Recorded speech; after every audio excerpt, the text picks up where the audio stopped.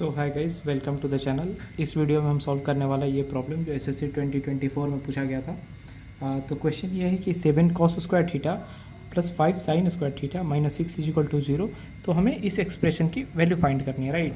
तो ऐसे क्वेश्चन हमें जब भी दिखाए थे ना, तो हमने एक क्वेश्चन में डिस्कस भी करा था कि इस क्वेश्चन को रेशनलाइज कर लेते हैं, राइट। कि थोड़ा सा जो हमें वैल्यू फाइंड करना है इसको सॉर्ट कर लेते हैं ताकि हमें सॉल्व करने में आसानी हो। तो केवल इस पार्ट को मैं अभी कर रहा हूँ, ठीक है। तो क्या होगा, sec theta plus tan theta divided by sec theta minus tan theta. आपको याद होगा तो मैंने क्या बताया था कि जो भी ये डिनोमिनेटर में है उसका बस आपको बीच वाले का साइन चेंज कर दो और ऊपर नीचे मल्टीप्लाई कर दो, यानी sec theta minus tan, sec theta minus का प्लस हो जाएगा divided by sec theta plus tan theta, right. इसका वैल्यू क्या हो गया, ये हो गया under root sec theta plus tan theta का होल स्क्वायर, राइट। ये क्या हो गया, ये आप देख रहे हो A square minus B square है, राइट। तो sec square theta minus tan square theta, ठीक। अब आपको एक चीज़ पता होगा कि 1 प्लस टेन स्क्वायर थीटा क्या होता है, सेक स्क्वायर थीटा, राइट। तो sec square theta minus tan square theta क्या हो गया, 1, राइट। तो हमें इसका वैल्यू हो गया 1 और इससे स्क्वायर है, इसके अंडर रूट में है ये, तो टोटल क्या हो जाएगा, इसका वैल्यू हो गया sec theta plus tan theta, right. तो this nothing but sec theta plus tan theta. तो हमें किस चीज़ का वैल्यू फाइंड करना है, 1 plus sec theta plus tan theta, ठीक है। एक तो सिंपल ये भी क्वेश्चन हम इसको भी रेशनलाइज करने का आता है कि आप इस पार्ट को रेशनलाइज करके इसका वैल्यू बताइए। तो ये वो क्वेश्चन भी इसी में इंक्लूड हो गया, तो आप इसको ऐसे सोल्व कर सकते हैं, राइट। दूसरा, अब हम इसमें क्या करेंगे, हमें गिवन है कि 7 cos square theta sine square theta. अब हमें पता है कि cos square theta plus sine square theta is equal to 1, तो हम वही कुछ इसमें लगाना चाहेंगे, राइट। तो हमें ये दिख रहा है कि अच्छा इसमें यहाँ पे 7 है, ये 5 है, तो 7 cos स्क्वायर थीटा को क्या लिख सकते हैं, 2 cos square theta plus 5 cos square theta, right.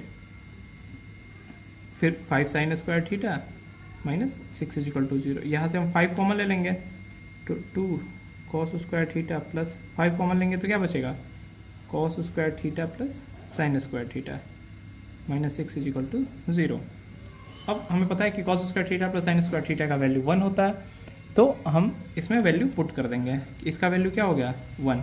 तो हमारे पास क्या बच गया, 2 cos square theta plus 5 minus 6 is equal to 0। cos square theta का वैल्यू क्या आ गया यहाँ से, 1/√2, ठीक है, cos थीटा का वैल्यू। अब हमारे पास cos थीटा का वैल्यू निकल गया, तो हमें पता है कि ये किस चीज़ का वैल्यू है, राइट। कि यहाँ से हम वैल्यू पुट करके और आंसर निकाल सकते हैं, ठीक है। ये थीटा का वैल्यू यहाँ से क्या आ गया, पहले तो आ गया 45, राइट। आपको याद होगा तो cos 45 का वैल्यू 1/√2 होता है। तो हम एक चीज़ डायरेक्टली कर सकते हैं, या तो इस इक्वेशन में हम पुट कर दें। यदि हम इस इक्वेशन में पुट करते हैं वैल्यू, राइट, तो इसका वैल्यू क्या क्या होगा, 1 cos सेक थीटा क्या होता है, 1/cos थीटा, तो इसका 1/√2 था, तो ये √2 हो गया। और tan 45 का वैल्यू क्या होता है, 1, तो इसका वैल्यू क्या हो जाएगा, √2 + 2, ठीक है। एक चीज़ तो ये हो गया।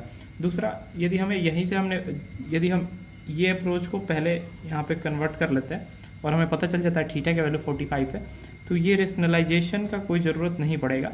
हम डायरेक्ट ये वैल्यू इसी इक्वेशन में पुट कर देंगे और हमें आंसर मिल जाएगा, राइट। तो हम एक बार इसमें पुट करके देखते हैं। तो ये क्या होगा, 1 क्या है, 1 plus under root sec theta plus tan theta divided by sec theta minus tan theta, right.